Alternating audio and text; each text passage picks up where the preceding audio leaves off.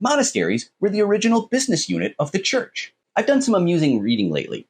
Picked up this charmer of a book, The Middle Ages, A Graphic History by Eleanor Janega and Neil Max Emanuel. In it, they're giving us the juicy details on how monasteries became a big thing during the Middle Ages. That's actually a terrible introduction because it sounds so much more boring than it actually is.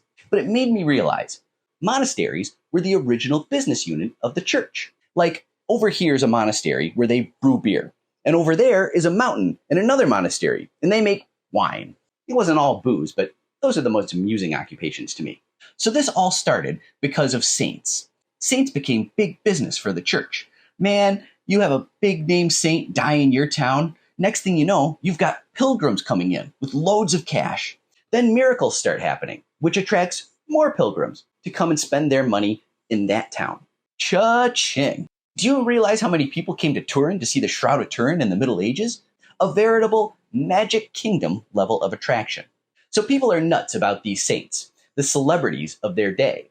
And there just aren't enough caves to die in France for all the saints popping up everywhere. People want an opportunity to check out a life and just offer themselves to God and live like the saints. So the church steps in to fill a need.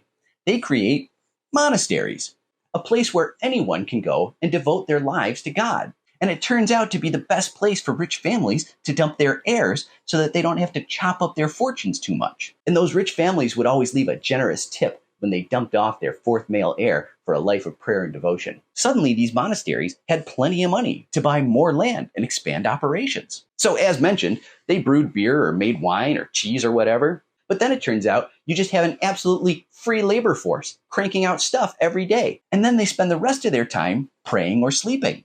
Sure, they feed them well, but the church was just making bank off these operations. These monks spend all day listening to what Rome's man, the abbot, was telling them to do. Shut up, no wanking, pray harder, or you'll go to hell.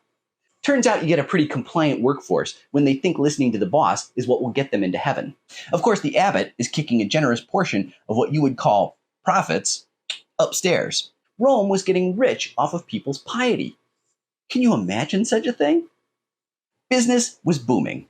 So, yada yada, monasteries were great. But they were also the original business unit feeding all that profit upstairs to the Pope in his golden palace. A palace that exists to this day that we call Vatican City. The original corporation. That's where modern corporations learned that from. Fascinating. Anywho, please give a like, follow, favorite, and subscribe to my free Substack. Let us make them pay.